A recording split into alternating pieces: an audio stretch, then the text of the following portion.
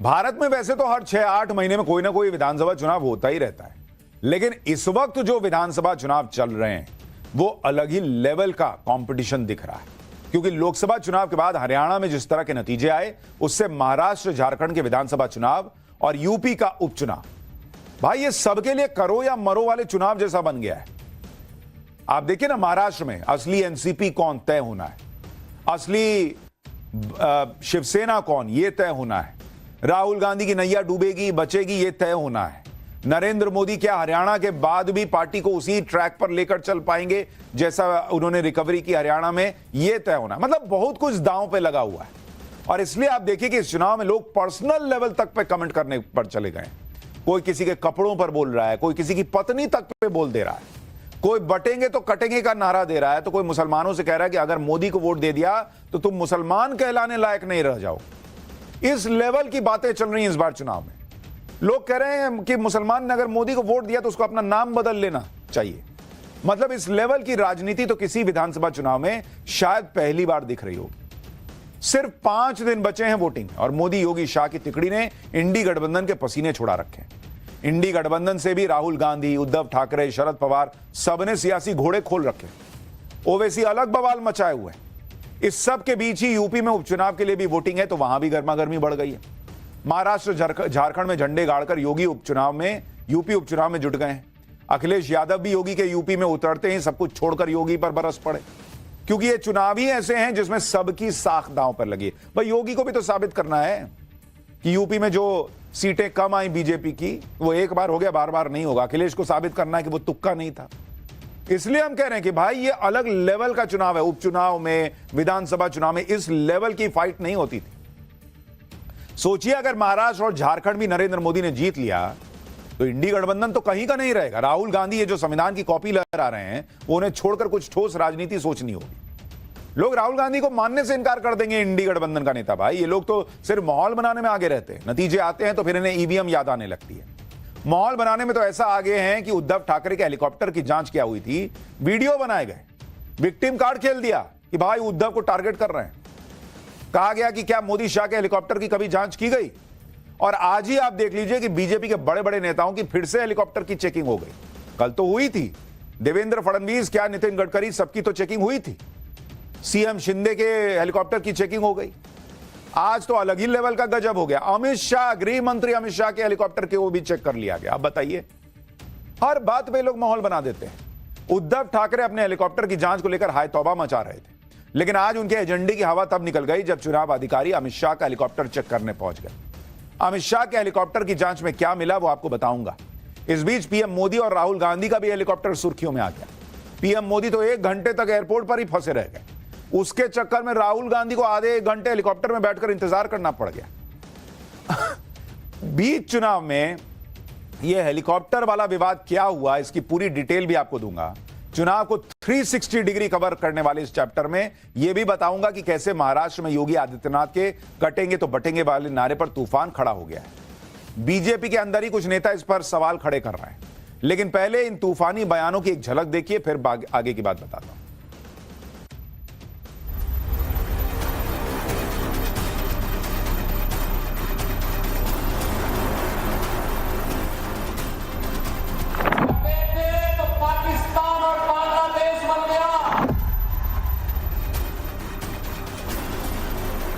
एक स्टेट के chief minister आते हैं और वो बोल देते हैं बटेंगे कटेंगे, तुरंत हमने बताया कि ये कि उत्तर प्रदेश नहीं है, नॉर्थ में ये चलता होगा।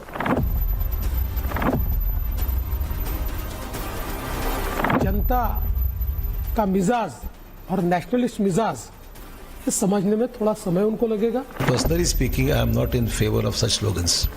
लूटेंगे और बांटेंगे, महाराष्ट्र लुटेंगे आणि दोस्तों को बांटेंगे, ही यांची खरी घोषणा आहे। बटेंगे या कटेंगे वगैरह नहीं है। महाराष्ट्र के चुनाव में इस वक्त असदुद्दीन ओवैसी की भी खूब चर्चा हो रही है। ओवैसी के बयान वायरल हो रहे हैं। प्रचार में विरोधियों पर प्रहार करते करते असदुद्दीन ओवैसी सब्जी वाले की दुकान पर भी पहुंच गए। वहां क्या हुआ वो भी आपको दिखाऊंगा।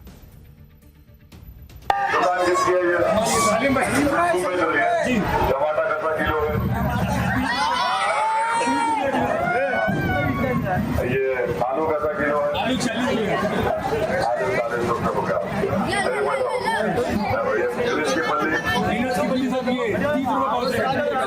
तीन मिला तो 100 रुपए इसमें हो गए। 2 पैसा किलो है, 40 हो गया। फूल गोभी 60 ओवैसी कितनी सब्जी खाते होंगे वही जानते होंगे, अमूमन तो गोश्त ही बनता होगा, लेकिन आज सब्जी के ठेले पे क्यों पहुंचे ये भी आगे बताऊंगा। देखिए, महाराष्ट्र के चुनाव में गजब लेवल की लड़ाई चल रही है। इस चुनावी लड़ाई में पीएम मोदी पूरी तरह से कॉन्फिडेंट हैं, वो अपना प्रचार खत्म कर चुके हैं। कल पीएम मोदी को नाइजीरिया के लिए निकलना है, उन्होंने समेट दिया भाई, अपना काम कर दिया और अब नाइजीरिया जा रहे हैं।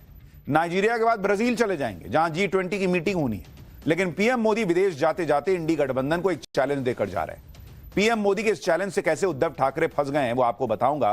पहले पीएम ने कहा क्या है ये सुनिए। मैंने इन्हें चुनौती दी थी कि कांग्रेस के मुंह से, कांग्रेस के शहजादे के मुंह से बाला साहब ठाकरे की प्रशंसा के लिए कुछ बात जरा बुलवा के दिखा दीजिए।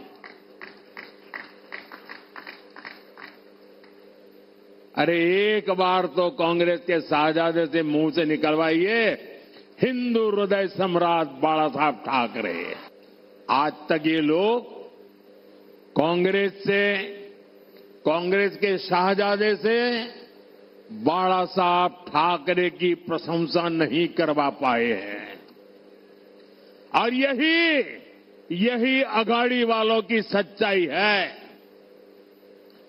वीर सावरकर को गालियां देने वालों को भी ये लोग गले लगाते घूम रहे हैं। पीएम मोदी ने तो उद्धव ठाकरे की दुखती रग पर हाथ रख दिया, क्योंकि जो बाल ठाकरे जीवन भर कांग्रेस को उधेड़ते रहे, उसी कांग्रेस के साथ उद्धव ठाकरे ने हाथ मिला दिया। इसलिए तो पीएम ने उद्धव ठाकरे को चैलेंज दिया था कि जरा बुलवाइए ना, राहुल गांधी से बुलवाइए, हिंदू हृदय सम्राट बाला साहब ठाकरे, इतना बुलवा के दिखा दीजिए। कहां बुलवा पाए। उद्धव ठाकरे इसमें फंस गए। इस घेराबंदी में रही सही कसर गृहमंत्री अमित शाह ने पूरी की। उन्होंने कह दिया कि उद्धव सेना के लोग तो औरंगजेब के फैन क्लब की गोदी में बैठे हैं। अमित शाह को भी सुनिए। मैं आज उद्धव ठाकरे जी को पूछना आया हूं, ये उद्धव सेना के लोग औरंगजेब फैन क्लब की गोदी में बैठे हैं। उद्धव बाबू, आप हिंदुत्व को पाखंड कहने वालों के साथ बैठे हो। अफजल खान और औरंगजेब की कब्रों को सुशोभित करने वालों के साथ बैठे हो। संभाजीनगर नाम का विरोध करने वालों के साथ बैठे हो। कसाब को बिरयानी खिलाने वाले के साथ बैठे हो और राम मंदिर का विरोध करने वालों के साथ बैठे हो। जरा याद करना, आपके पिताजी ने इस महाराष्ट्र को किस रास्ते पर ले गए थे और आप किस रास्ते पर चल रहे हो। दरअसल इस चुनाव में यह भी तय होना है कि बाला साहब ठाकरे की विरासत किस शिवसेना के पास रहेगी, शिंदे वाली शिवसेना या उद्धव ठाकरे वाली शिवसेना। और इसलिए मोदी, शाह, पूरी बीजेपी बाला साहब ठाकरे की विरासत की याद दिला रही है। वो बता रही है कि उद्धव ठाकरे उसको कैरी नहीं कर पा रहे हैं। जो जिन लोगों से उन्होंने गठबंधन किया है वो तो बाला साहब ठाकरे की एक तारीफ नहीं कर सकते, वीर सावरकर की तारीफ नहीं कर सकते, ताकि वोटर को समझ में आए कि अरे यार ये कैसे हो सकते हैं असली वारिस जो अपने पिता की तारीफ नहीं करवा पा रहे। पीएम मोदी और अमित शाह के डबल अटैक से उद्धव ठाकरे तिल मिला गए, क्योंकि उनके पास मोदी शाह के अटैक का कोई जवाब नहीं है। जवाब देंगे भी क्या? उनके पिता बाला साहब ठाकरे तो जिंदगी भर कांग्रेस के धुर विरोधी रहे। बाला साहब ठाकरे कांग्रेस को इतना नापसंद करते थे कि उन्होंने एक बार कह दिया था कि जिस दिन भी उन्हें लगेगा कि उनकी पार्टी कांग्रेस जैसी होती जा रही है तो वो शिवसेना ही खत्म कर देंगे। एक इंटरव्यू में बाला साहब ठाकरे ने कहा था कि शिवसेना को कभी कांग्रेस जैसा होने नहीं दूंगा, कभी नहीं, और मुझे मालूम होगा कि ऐसा हो रहा है तो मैं अपनी दुकान बंद कर दूंगा। शिवसेना चुनाव ही नहीं लड़ेगी। उन्होंने कहा कि आज जो मान सम्मान शिव सैनिकों को मिल रहा है वो शिवसेना के नाम पर मिल रहा है, हिंदुत्व के लिए मिल रहा है, भगवा झंडा के लिए मिल रहा है, इससे गद्दारी बिल्कुल नहीं। एनसीपी के साथ गठबंधन करने पर भी बाला साहब ठाकरे ने कहा था, मैं सोच भी कैसे सकता हूं कि जिसने वाजपेयी की सरकार गिराई उसके साथ हाथ मिलाऊं। दुश्मन तो दुश्मन होता है। यह थी बाला साहब ठाकरे की सोच। एकदम क्लियर कि कांग्रेस बनने की नौबत आई तो पार्टी खत्म कर दूंगा यार। और आज उनके बेटे कांग्रेस के साथ गठबंधन करके बैठे। कांग्रेस और एनसीपी को बाला साहब ठाकरे अपना दुश्मन मानते थे, लेकिन उनकी सियासी विरासत पर हक जमाने वाले उनके बेटे उद्धव ठाकरे ने कांग्रेस एनसीपी से हाथ मिलाया। इसलिए जब सवाल उठते हैं तो उद्धव ठाकरे के पास कुछ बोलने को बचता नहीं। पीएम मोदी और अमित शाह को जवाब देने के लिए उद्धव ठाकरे इमोशनल कार्ड खेलने का प्रयास करते हैं। उद्धव ठाकरे ने पीएम मोदी पर उनकी मां और पिता बाला साहब ठाकरे का अपमान करने का आरोप लगाया। उद्धव ने कहा कि पीएम मोदी बाला साहब के वंश को साथ नहीं रखना चाहते, शिवसेना प्रमुख के बेटे को नहीं चाहते, उन गद्दारों को अपने साथ ले जाना चाहते। उद्धव ने कहा कि आप बाला साहब और मेरी मां का अपमान कर रहे हैं। मोदी जी, आपके संस्कार कैसे हैं? उद्धव ठाकरे के सामने दिक्कत यह है कि वो चुनाव में खूब माहौल बनाने की कोशिश तो कर रहे हैं, लेकिन ये इमोशनल कार्ड चलेगा या नहीं ये उनको भी नहीं पता। इमोशनल कार्ड और विक्टिम कार्ड, उद्धव ठाकरे दोनों कार्ड खेलकर अपने लिए माहौल बनाने का प्रयास कर रहे हैं। जैसे उद्धव ठाकरे के अपने हेलीकॉप्टर और सामान की जांच को लेकर आसमान सिर पर उन्होंने उठा लिया, विक्टिम कार्ड खेल दिया। यह कहा था कि चुनाव आयोग सिर्फ विपक्ष के नेताओं की जांच करता है, कभी पीएम मोदी और अमित शाह के हेलीकॉप्टर की जांच करके दिखाओ। उद्धव ठाकरे के इन आरोपों के बाद देवेंद्र फडणवीस के सामान की एयरपोर्ट पर चेकिंग का वीडियो आ चुका है। यह वीडियो 5 नवंबर का था, यानी उद्धव ठाकरे के हेलीकॉप्टर की जांच से बहुत पहले का। लेकिन चूंकि फडणवीस ने हल्ला नहीं मचाया तो पब्लिक को पता ही नहीं था कि ऐसा हो चुका है। इसी तरह महाराष्ट्र के सीएम एकनाथ शिंदे और डिप्टी सीएम अजित पवार के हेलीकॉप्टर और सामान की जांच हुई। आज तो महाराष्ट्र के हिंगोली में चुनाव आयोग ने गृहमंत्री अमित शाह का हेलीकॉप्टर खंगाल डाला। अमित शाह के हेलीकॉप्टर में रखे सामान को खोलकर चेक किया गया, लेकिन अमित शाह ने कोई हल्ला नहीं मचाया, कोई वीडियो रिकॉर्डिंग नहीं की, कोई विक्टिम कार्ड नहीं खेला। हेलीकॉप्टर जांच पर अमित शाह ने सोशल मीडिया पोस्ट पर बताया कि आज चुनाव आयोग के अधिकारियों के उनके हेलीकॉप्टर की जांच की। भाजपा निष्पक्ष चुनाव और स्वस्थ चुनाव प्रणाली में विश्वास रखती है और माननीय चुनाव आयोग द्वारा बनाए गए सभी नियमों का पालन करती है। एक स्वस्थ चुनाव प्रणाली में हम सभी को अपना योगदान देना चाहिए। अमित शाह की यह नसीहत किसके लिए है ये बताने की जरूरत तो है नहीं। जब अमित शाह के हेलीकॉप्टर की भी जांच हो गई तो उद्धव ठाकरे पूरी तरह एक्सपोज हो गए। शिवसेना नेताओं से कुछ बोलते नहीं बना तो कहने लगे कि यह जांच तो सिर्फ दिखावा है, आधी अधूरी जांच की गई। खाने का डिब्बा क्यों नहीं चेक किया, हेलीकॉप्टर के अंदर क्यों नहीं चेक किया। फेस सेविंग के लिए शाह के हेलीकॉप्टर की चेकिंग की, पीएम मोदी का हेलीकॉप्टर चेक नहीं किया। मतलब इन लोगों का हिसाब छोटे बच्चे जैसा नहीं होता है कि हमको लाल पेन नहीं मिला है, उसको तो लाल दिए। अरे पेन दिए ना, लिखो ना यार। पहले कह रहे थे कि सिर्फ विपक्ष के नेताओं की चेकिंग से परेशान है, अब चेकिंग हो गई तो खाने का डिब्बा नहीं चेक किया, तो डिब्बा चेक किया तो उसमें मसाला कौन सा पड़ा था ये नहीं चेक किया। वैसे आज चुनाव में दिन भर हेलीकॉप्टर का मुद्दा छाया रहा। एक तरफ झारखंड के देवघर एयरपोर्ट पर पीएम मोदी के प्लेन में टेक्निकल खराबी आ गई, दूसरी तरफ राहुल गांधी का हेलीकॉप्टर करीब 2 घंटे तक झारखंड के गोड्डा में फंसा रहा। राहुल गांधी हेलीकॉप्टर में बैठकर इंतजार करते रहे। राहुल गांधी के हेलीकॉप्टर के फंसने पर कांग्रेस ने विवाद खड़ा कर दिया। अब नरेंद्र मोदी के प्लेन में टेक्निकल एरर आया तो कोई दिक्कत नहीं हुई। पीएम मोदी के हेलीकॉप्टर के एयरक्राफ्ट में आई खराबी पर अपडेट भी है कि झारखंड में पीएम मोदी के प्लेन में खराबी आने के बाद वो दूसरे प्लेन से दिल्ली गए। पीएम मोदी के स्पेशल एयरफोर्स के प्लेन में दिक्कत आ गई थी, जिससे पीएम मोदी 2 घंटे तक झारखंड के देवघर एयरपोर्ट पर फंसे रहे। बिहार के जमुई में रैली करने के बाद पीएम मोदी को 80 किलोमीटर दूर देवघर से दिल्ली के लिए उड़ान भरनी। पीएम मोदी बिहार में भगवान बिरसा मुंडा की 150वीं जयंती के कार्यक्रम में शामिल होने गए। अब पीएम का प्लेन खराब हुआ तो किसी ने हंगामा नहीं। अब ये राहुल गांधी का हो जाता फिर आप देखते कि अरे बाप रे, राहुल गांधी का प्लेन खराब करा दिए, उनके खिलाफ साजिश हो रही है, क्या क्या ये लोग नहीं बोल देते। पीएम मोदी भी झारखंड में थे, राहुल गांधी भी झारखंड में रैली करने गए थे, लेकिन झारखंड के गोड्डा में राहुल गांधी का हेलीकॉप्टर फंस गया। उनके हेलीकॉप्टर को उड़ान का क्लियरेंस नहीं मिला। कांग्रेस का दावा है कि राहुल गांधी 2 घंटे फंसे रहे, हेलीकॉप्टर में बैठकर इंतजार करते रहे। कांग्रेस ने आरोप लगाया कि इस तरह की घटना से राहुल गांधी की जान को खतरे में डाला गया। केंद्र के इशारे पर उनकी सुरक्षा से खिलवाड़ हुआ। कांग्रेस ने आरोप लगाया कि इन सबके पीछे बीजेपी है, जिसने जानबूझकर ऐसा करवाया।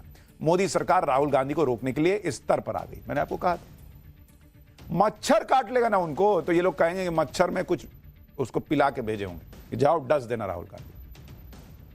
गजब लेवल की पॉलिटिक्स करते हैं ये लोग। कांग्रेस का कहना है कि उनसे चुनाव आयोग से इसकी शिकायत की है।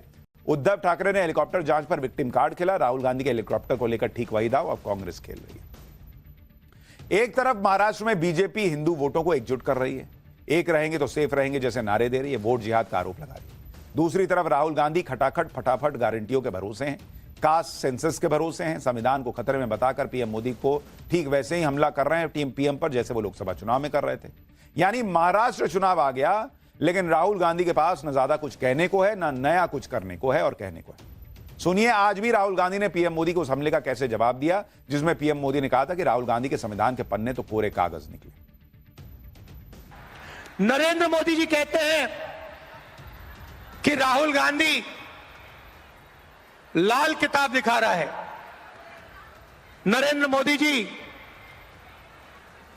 इसका रंग जरूरी नहीं है, जो इसके अंदर लिखा है, जो आपने पूरी जिंदगी भर नहीं पढ़ा है, वो जरूरी है। क्योंकि अगर आप इस किताब को खोल देते और इसको पढ़ लेते तो जो आप करते हो, जो नफरत फैलाते हो, एक धर्म को दूसरे धर्म से लड़ाते हो, अरबपतियों का लाखों करोड़ रुपए कर्जा माफ करते हो, देश में नफरत हिंसा फैलाते हो, वो आप नहीं करते। राहुल गांधी की कहानी कहीं से शुरू हो, घूम फिर के अडानी अंबानी पे ही आती है। राहुल गांधी और इंडी गठबंधन को लग रहा है कि वो संविधान की कॉपी लहराकर ही पीएम मोदी को हरा दे, लेकिन पीएम मोदी के खिलाफ संविधान वाले नैरेटिव की हवा तो हरियाणा चुनाव में निकल चुकी। महाराष्ट्र में इंडी गठबंधन को मुसलमानों की एक तरफा वोटिंग का भी सहारा, जिसके जरिए लोकसभा चुनाव में उन्हें बढ़त मिली थी, विधानसभा चुनाव में भी ऐसा हो, उसके लिए खुद मुस्लिम धर्मगुरुओं ने जोर लगाना शुरू कर दिया है। उस पर जब बीजेपी नेता इंडी गठबंधन की मुस्लिम तुष्टीकरण वाली पॉलिटिक्स पर बोलते हैं तो इंडी गठबंधन के नेताओं को चुभने लगता है। लेकिन आप खुद देखिए, मोदी विरोधी में मुस्लिम वोटर्स को एकजुट करने के लिए किस तरह की बातें हो रही हैं। All India Muslim personal law board के प्रवक्ता कैसे बीजेपी को वोट करने वाले मुसलमानों को बॉयकॉट करने की धमकी दे रहे हैं। भाई, उन्हें मुसलमान मतलब मानने को तैयार नहीं कि मोदी को वोट दिया तो मुसलमान नहीं रह जाओगे। कह रहे हैं नाम बदलकर घनश्याम दास रखने की रख लेना। सुनिए जरा क्या लेवल है। साथ देने वाला न बने, कहिए इंशाअल्लाह। अगर आपके इलाके में कोई जालिम का साथ दे तो उसका बाइकाट की। मुझे मालूम है लोकसभा के इलेक्शन में आपके कुछ लोगों ने बीजेपी का साथ दिया था। ऐसे लोगों का हुक्का पानी बंद होना चाहिए, ऐसे लोगों का सोशल बाइकाट होना चाहिए, ऐसे लोगों से सलाम दुआ बंद होनी चाहिए। क्या बेशरम लोग हैं। मस्जिदों को शहीद करने वालों का तुम साथ दे रहे हो, मस्जिदों पर बुलडोजर चलाने वालों का तुम साथ दे रहे हो। कह दो कि हमारा नाम अब मुसलमानों का नाम नहीं है, हम आज से घनश्याम दास हैं, कह दो, ऐलान करो। ये आधा तीतर आधा बटेर नहीं चलेगा। आप स्थिति देख रहे हैं कि मोदी के लिए वोट कर दो तो मुसलमान नहीं रह जाओगे भाई। उनका हुक्का पानी बंद कर दो, उनको बॉयकॉट कर दो। यही अगर कोई हिंदू कह देगा, भाई नोमानी साहब मुसलमान है तो मुसलमान के बॉयकॉट की बात कर सकते हैं, लेकिन अगर कोई कह दे कि भाई फलाने जगह पे कोई थूक के खाना खिला रहा है उसका बॉयकॉट कर दो तो मुसलमान खतरे में आ जाता है। नेम प्लेट लगाने बोल दो तो मुसलमान खतरे में आ जाता है। लेकिन मुसलमान के बॉयकॉट की बात बोल दे तब कोई खतरा नहीं होता है। यह पॉलिटिक्स है। राहुल गांधी का संविधान अब कहां गया? संविधान यही बोलता है कि मोदी का कोई वोट कर दे, अपनी मर्जी का हिसाब से वोट कर दे तो उसका बॉयकॉट कर दो। आप समझाएंगे नोमानी साहब को? अब लाल किताब कहां गई? और इसीलिए जब कोई दूसरे तरफ कहता है कि हिंदू एकजुट हो जाओ, बटोगे तो कटोगे, एक रहोगे तो सेफ रहोगे, उसका सेक्युलरिज्म मर गया है और ये सेक्युलरिज्म की बातें कर रहे हैं। भाई महाराष्ट्र में जो ये खेल चल रहा है ना, इसी को बीजेपी वोट जिहाद कह रही है। इसी को काउंटर करने के लिए महाराष्ट्र में बटेंगे तो कटेंगे, एक रहेंगे तो सेफ रहेंगे जैसे नारे गढ़े जा रहे हैं। लेकिन महाराष्ट्र में बटेंगे तो कटेंगे के नारे से एनडीए में भी खलबली मची हुई है। बीजेपी के एक सहयोगी हैं अजीत पवार, जिनको बीजेपी बाहर से लेकर आई। ये इंपोर्टेड माल है, वो इस नारे से असहज हो रहे हैं। अजीत पवार ने फिर से कह दिया कि ये नारा यूपी में चलता होगा, महाराष्ट्र में नहीं चलेगा। लेकिन डिप्टी सीएम देवेंद्र फडणवीस ने भी खुलकर सीएम योगी के नारे का समर्थन किया। कहा कि अजीत पवार अभी अभी उनके साथ आए हैं, उन्हें राष्ट्रवादी मिजाज समझने में थोड़ा वक्त लगेगा। अजीत पवार और फडणवीस दोनों को सुनिए एक बार। तो हमने सबने विरोध किया है, मैंने अकेले ने नहीं, मेरे पार्टियों ने तो किया ही किया बीजेपी के मुझे किसी ने बताया, पंकजा मुंडे ने भी विरोध किया, वो महाजन। तो विरोध करने से क्या होता है? पार्टी में तो आप हैं वैसे भी ना, सुनो ना, महायुति में ये तो हैं। एक स्टेट के चीफ मिनिस्टर आते हैं और वो बोल देते हैं बटेंगे कटेंगे, तुरंत हमने बताया कि ये कि उत्तर प्रदेश नहीं है, नॉर्थ में ये चलता होगा। हमारे महाराष्ट्र में शिवशाहू फुले अम्बेडकर की विचारधाराओं से महाराष्ट्र चलता है, मैंने हमेशा देखा है। जहां तक अजीत दादा का सवाल है, मुझे लगता है कि दशकों अजीत दादा ऐसे विचारों में रहे हैं कि जिन विचारों में सेक्युलरिज्म नाम का एक इस प्रकार का विचार है जो मैं ऐसा मानता हूं कि हिंदू विरोधी है।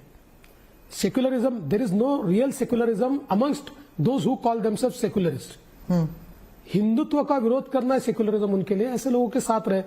इसलिए जनता का मिजाज और नेशनलिस्ट मिजाज ये समझने में थोड़ा समय उनको लगेगा।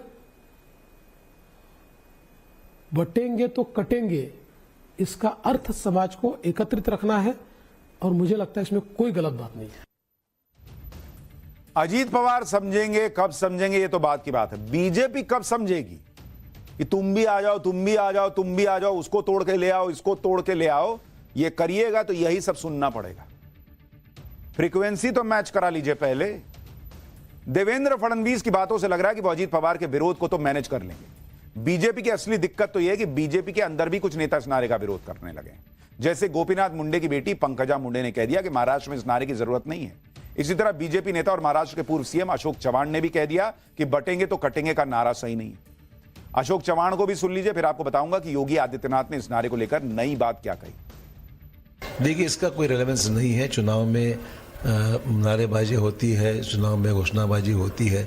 ये this particular slogan is not in good taste, और मुझे लगता नहीं कि लोग इसको कोई अप्रिशिएट करेंगे। जहां भी कुछ हुआ होगा, तो personally speaking I am not in favour of such slogans. BJP में भले ही योगी आदित्यनाथ के नारे पर तूफान मचा हो, लेकिन सीएम योगी इन सब से परेशान होने वाले नहीं, क्योंकि उनके लिए नारा सिर्फ राजनीति तक सीमित नहीं। उन्होंने पहली बार इस नारे का जिक्र राजनीतिक तौर पर नहीं किया, बल्कि बांग्लादेश के हिंदुओं की बात करते हुए बटेंगे तो कटेंगे की बात कही थी। और उसके बाद लगातार वो हर मंच से बटेंगे तो कटेंगे का जिक्र कर रहे हैं। अब सीएम योगी ने कह दिया है कि बटे थे तो पाकिस्तान और बांग्लादेश बन गया था। सुनिए सीएम योगी की नई बात। बटे थे तो पाकिस्तान और बांग्लादेश बन गया। बटे थे तो काशी में अपमान झेलना पड़ा था। बटे थे तो बहन बेटियों की इज्जत के साथ खिलवाड़ हुआ था। इसलिए बटे थे तो कटे थे, कटेंगे तो कटेंगे। एक रहना है, एक रहेंगे तो सेफ रहेंगे, नेक रहेंगे। एक रहेंगे तो, और यह काम केवल भाजपा कर सकती है। बटेंगे तो कटेंगे वाले नारे से सिर्फ एनडीए में ही हलचल नहीं है। विपक्ष को तो इस नारे से इतना करंट लगा कि सब लोग हाथ धोकर मोदी योगी को टारगेट कर रहे हैं। इस नारे पर सबसे नया हमला उद्धव ठाकरे ने किया, जो कह रहे हैं कि ये महाराष्ट्र लूटेंगे और दोस्तों को बांटेंगे। सुनिए एक बार उद्धव को। लूटेंगे और बांटेंगे, म्हणजे महाराष्ट्र लुटेंगे आणि दोस्तों को बांटेंगे, ही यांची खरी घोषणा आहे। बटेंगे या कटेंगे वगैरे नाहीये। उधर महाराष्ट्र में महायुति और महाविकास अघाड़ी के बीच जारी सियासी संग्राम के बीच हैदराबाद वाले असदुद्दीन ओवैसी भी अलग ही रौला काटे हुए। संभाजी नगर में चुनाव प्रचार के दौरान असदुद्दीन ओवैसी अचानक सब्जी मंडी पहुंच गए, दुकानदारों से मोलभाव करते दिख गए। ओवैसी ने एक के बाद एक कई सब्जियों के दाम पूछे और इसके साथ ही वो जोड़ घटाव भी करते सुनाई दी। हालांकि ऐसा नहीं कि ओवैसी सिर्फ मोलभाव करने के लिए सब्जी मंडी पहुंचे थे, उनको सब्जी नहीं खरीदनी थी। दरअसल उनका मकसद महंगाई के मुद्दे पर महाराष्ट्र सरकार को घेरना था। सब्जियों का मोलभाव करने के बाद उन्होंने कहा कि सिर्फ 5 सब्जी ही खरीदने में 500 रुपए खर्च हो जा रहे हैं और महाराष्ट्र सरकार 1500 रुपए देकर लाडली बहन योजना का ढिंडोरा पीट रही। देखिए क्या हुआ वहां। दुकान की मिर्ची है ये टमाटर कैसा किलो है ये आलू कैसा किलो है आलू 40 रुपये हो गया इसकी पल्ली 3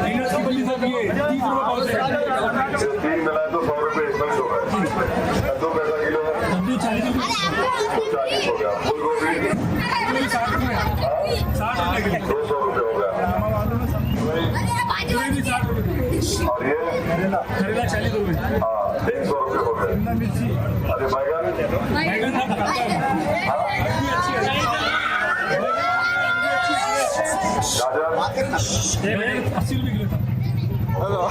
ये अदरक 40 की बहुत है 70 की आधा किलो यानी 6-7 चीजें लिए तो 500 रुपये हो जा रहे हैं उन्हें 1500 रुपये दे के बोला लड़ ली मैं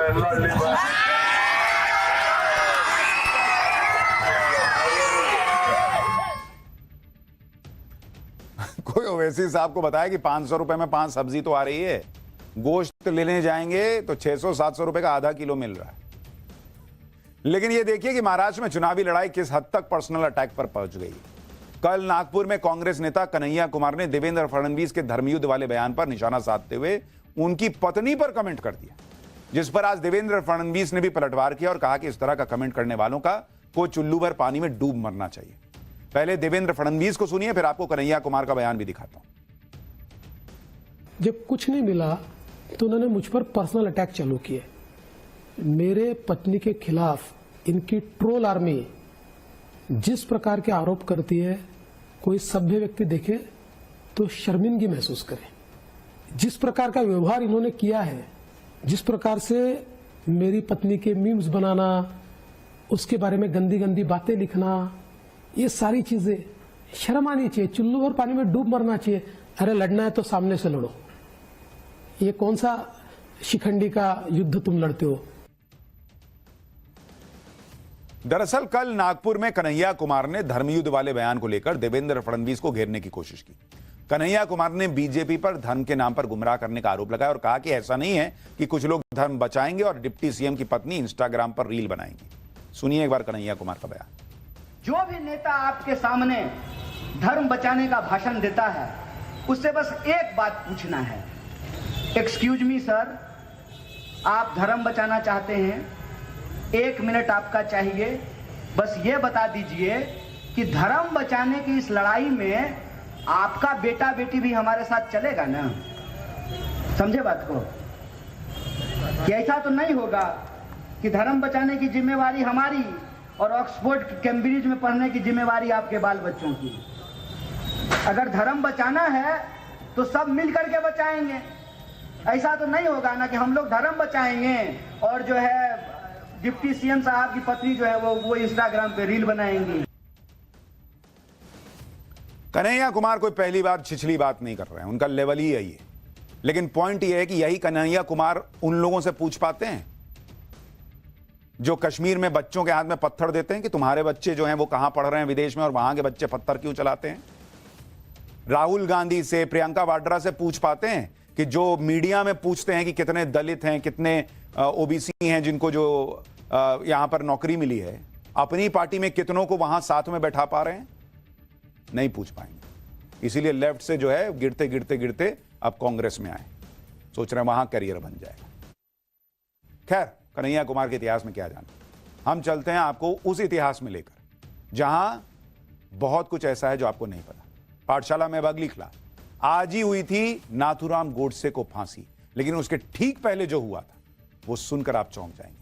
अंबेडकर से लेकर गांधी जी के बेटे तक सब गोडसे को फांसी से क्यों बचाना चाहते थे, नाथूराम गोडसे ने क्यों खुद अपनी फांसी रोकने का विरोध किया था, अब इसका चैप्टर।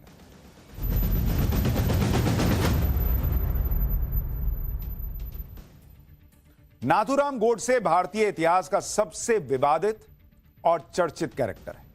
आज ही यानी 15 नवंबर को 75 साल पहले नाथूराम गोडसे को फांसी दी गई थी। महात्मा गांधी की हत्या 30 जनवरी 1948 को गोडसे ने की थी और इसके 1 साल 9 महीने और 15 दिन के बाद गोडसे को फांसी हुई। लगभग 2 साल के दौरान गोडसे ने क्या क्या किया, गोडसे से कौन कौन मिला, केस के दौरान गोडसे ने क्या क्या कहा, आज आपको इसके बारे में सुनना चाहिए। ऐसे ऐसे लोग नाथूराम गोडसे की फांसी रुकवाना चाहते थे जिनके नाम सुनेंगे तो आप शॉक्ड रह जाएंगे। इसमें गांधी जी के बेटे से लेकर बाबा साहब अंबेडकर तक शामिल है। और खुद गोडसे अपनी फांसी नहीं रुकवाना चाहते थे। उन्होंने कहा नहीं चाहिए भाई, मुझे फांसी होने दो। क्यों ऐसा कहा था यह भी बताऊंगा, लेकिन पहले यह बताता हूं कि 30 जनवरी 1948 के बारे में, जब गोडसे ने गांधी जी की हत्या की थी। 30 जनवरी 1948 को महात्मा गांधी दिल्ली के बिड़ला भवन में शाम की प्रार्थना के लिए सभा में जा रहे थे। उसी समय नाथूराम गोडसे ने महात्मा गांधी को गोली मार दी थी। यही वो पिस्टल है जिससे गोली मारी गई थी। गोडसे ने बेरेटा पिस्टल से गांधी जी को 3 गोलियां मारी थी। यह वही बेरेटा पिस्टल है जिससे गोडसे ने गोलियां चलाई थी। गांधी जी की हत्या से पूरे देश में सनसनी फैल गई थी। नाथूराम गोडसे को फौरन पकड़ लिया गया था। गांधी जी की हत्या में नाथूराम गोडसे के अलावा 8 अन्य लोगों को आरोपी बनाया गया, जिनमें विनायक सावरकर, उनका भी नाम शामिल था। इस तस्वीर में सभी आरोपी दिख रहे हैं। नाथूराम गोडसे और सावरकर के अलावा बाकी आरोपियों के नाम थे नारायण दत्तात्रेय आप्टे, विष्णु रामकृष्ण करकरे, दिगंबर रामचंद बड़गे, मदन लाल, कश्मीरी लाल पाहवा, शंकर किश्तैया, गोपाल गोडसे, दत्तात्रेय सदाशिव परचुरे। गांधी जी की हत्या के 3 महीने बाद ट्रायल की शुरुआत हुई थी, जिसमें आरोपियों पर चार्ज फ्रेम किए गए थे। 13 मई 1948 को सरकार ने नोटिफिकेशन जारी किया, जिसमें कहा गया कि गांधी जी की हत्या का केस लाल किले में चलेगा। लाल किले के एक हिस्से को जेल में बदल दिया गया और इसी जेल की बैरकों में सभी 9 आरोपियों को रखा गया।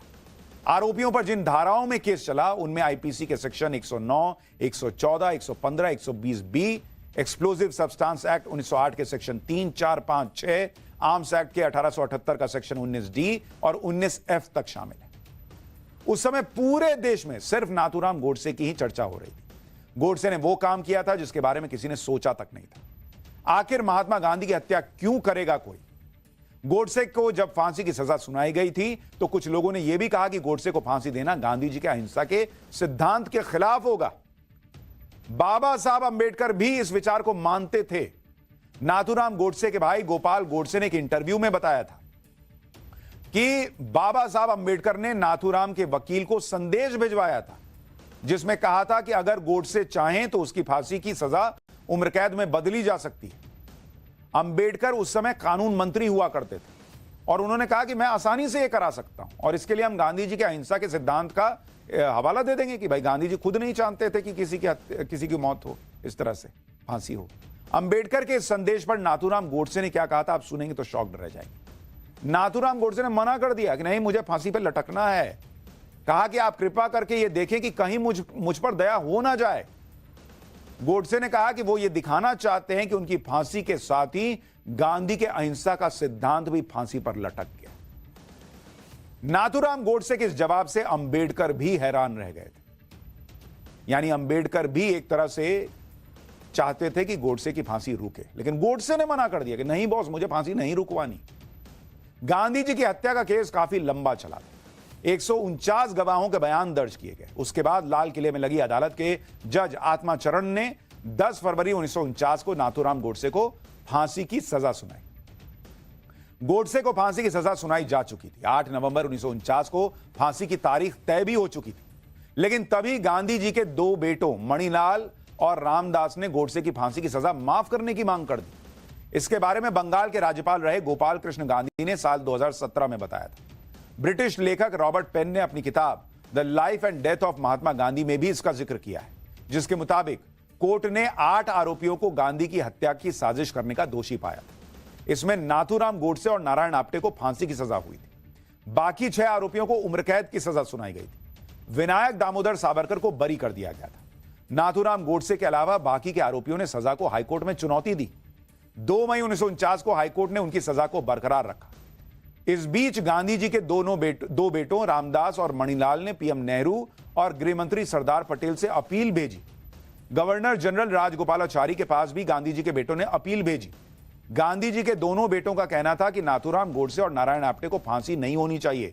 महात्मा गांधी खुद फांसी की सजा के खिलाफ थे, इसलिए दोनों को माफ कर दिया जाए।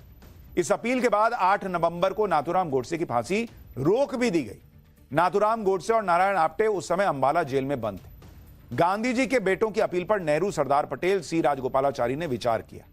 तीनों ही इससे सहमत थे कि फांसी की सजा माफ करने का कोई सवाल ही नहीं उठता। इसके बाद गांधी जी के बेटों की अपील को ठुकरा दिया गया। लेकिन उससे भी बड़ी बात यह कि गोडसे ने खुद, जब हाईकोर्ट में अपील हुआ था मामला, तो खुद अपने लिए अपील नहीं किया था कि मेरी फांसी की सजा रोक। बाकियों ने भले किया, लेकिन गोडसे ने नहीं किया। दूसरों के लिए कहा कि भाई उनकी सजा कम होनी चाहिए। गांधी जी के बेटों की अपील की वजह से गोडसे की फांसी 8 दिन के लिए टल गई थी।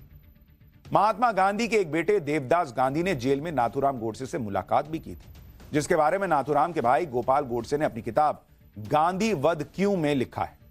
गोपाल गोडसे ने अपनी किताब में लिखा कि देवदास शायद इस उम्मीद में आए होंगे कि उन्हें कोई विभत्स चेहरे वाला, गांधी के खून का प्यासा कातिल नजर आएगा, लेकिन नाथूराम सहज और सौम्य थे। उनका आत्मविश्वास बना हुआ था। देवदास ने जैसा सोचा होगा उससे एकदम उलट हुआ। नाथूराम गोडसे ने देवदास गांधी से कहा, वो नाथूराम विनायक गोडसे हैं, आज तुमने अपने पिता को खोया है, तुम्हें दुख पहुंचा है, तुम पर और तुम्हारे परिवार को जो दुख पहुंचा है इसका बड़ा दुख है। यह काम किसी व्यक्तिगत रंजिश के चलते नहीं किया है, ना तो तुमसे कोई द्वेष है और ना ही कोई खराब भाव। इस पर देवदास ने, जो गांधी जी के बेटे थे, उन्होंने गोडसे से पूछा कि तब तुमने ऐसा क्यों किया।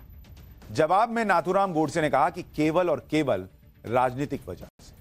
गोडसे ने पुलिस से और समय मांगा जिससे वो देवदास के सामने अपना पक्ष रख पाए, लेकिन पुलिस ने ऐसा नहीं करने दिया। गांधी जी के बेटे चाहते थे कि गोडसे की फांसी माफ कर दी जाए।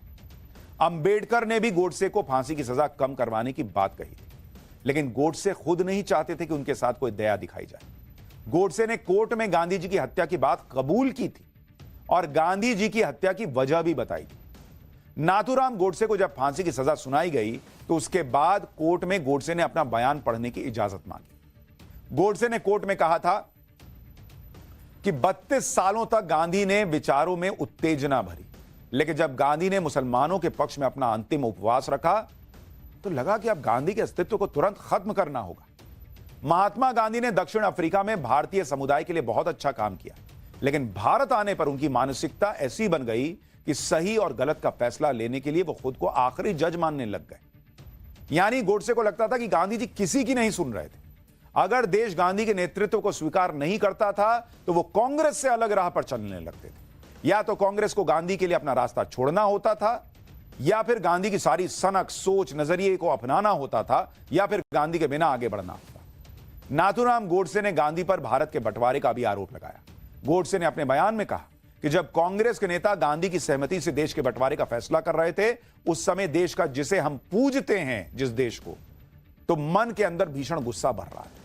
व्यक्तिगत तौर पर किसी के प्रति कोई दुर्भावना नहीं है, लेकिन मौजूदा सरकार का सम्मान नहीं करता क्योंकि इनकी नीतियां मुसलमानों के पक्ष में।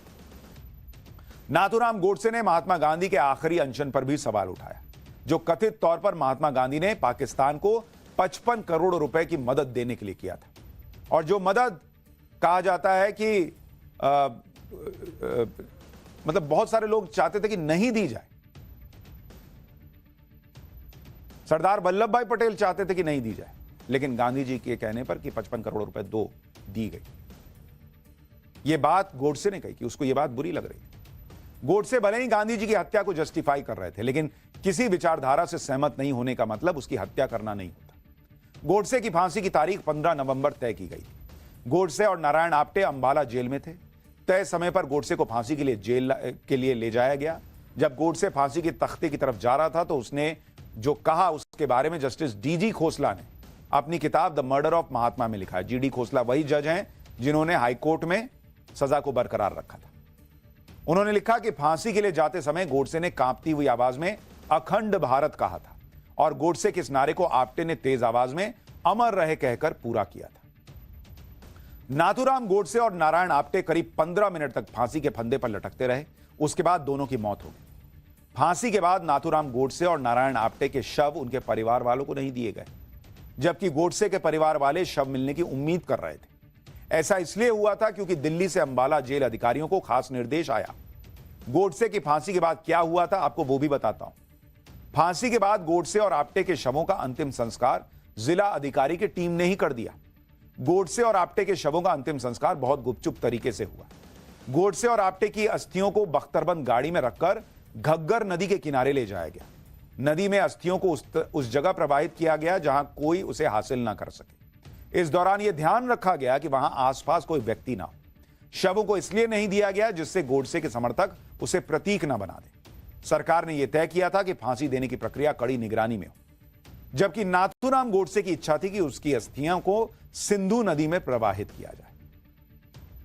गांधी जी की हत्या के केस में गोडसे ने कोर्ट में बहुत सारी बातें कही, लेकिन गोडसे के बयान को बाहर नहीं आने दिया गया। नाथूराम गोडसे ने अदालत में अपने एक्शन के लिए जो तर्क दिए थे, उससे वहां मौजूद लोग काफी प्रभावित हो गए थे। जस्टिस जीडी खोसला, जिन्होंने नाथूराम गोडसे की सजाए मौत को बरकरार रखा था, उन्हीं जज खोसला ने अपनी किताब the murder of Mahatma and other cases from a जजेस डायरी में इसके बारे में लिखा है। पंजाब हाईकोर्ट के तत्कालीन जज जीडी खोसला ने ही गोडसे और अन्य आरोपियों की सजा को बरकरार रखा था। जीडी खोसला ने लिखा कि गोडसे का कोर्ट में दिया गया भाषण इतना दमदार था कि इसने जो वहां लोग बैठे थे उनको भावुक कर दिया। कुछ लोगों की आंखों में आंसू आ गए थे। अगर उन लोगों को, उन दर्शकों को जूरी के तौर पर काम दिया जाता कि आप तय कीजिए कि गोडसे को सजा देनी है या निर्दोष साबित करना है, तो जज लिख रहे हैं कि वो लोग इतना प्रभावित हो गए थे गोडसे की बातों से कि वे भारी बहुमत से गोडसे के निर्देश होने का फैसला ले लेते जो पब्लिक वहां मौजूद थी। नाथूराम गोडसे के भाई गोपाल गोडसे ने अपनी सजा पूरी करने के बाद एक किताब भी लिखी थी, गांधी हत्या आनी मी, यानी गांधी हत्या और मैं। इस किताब में गांधी जी की हत्या के दौरान की घटनाओं के बारे में बताया गया था। उस समय की सरकार ने इस किताब तक को बैन कर दिया। हालांकि बाद में बॉम्बे हाईकोर्ट ने किताब से बैन हटा लिया था और आज के जो चीफ जस्टिस हुआ करते थे डीवाई चंद्रचूड़, उनके पिताजी उस समय चीफ जस्टिस होते थे, तो उन्होंने बैन हटाया और उन्होंने भी कहा कि भाई आज की डेट में कोई ये किताब पढ़े और दो समुदायों के बीच वैमनस्य पैदा हो जाए, ऐसा लगता नहीं है और इतिहास की जो चीजें हैं उसके बारे में चर्चा हो सकती। लेकिन वो विचार सामने ना आए, भाई ने क्या लिख दिया ये भी सामने ना आए, इसका भी प्रयास हुआ था और किताब को बैन कर दिया गया था। और इसलिए आज तक नाथूराम गोडसे को लेकर दो अलग अलग विचारधाराएं चलती हैं। आज की डेट में बहुत सारे लोग नाथूराम गोडसे के समर्थक भी, लेकिन एक वक्त ऐसा भी था कि गोडसे का पार्थिव शरीर भी उसके परिवार को नहीं दिया गया।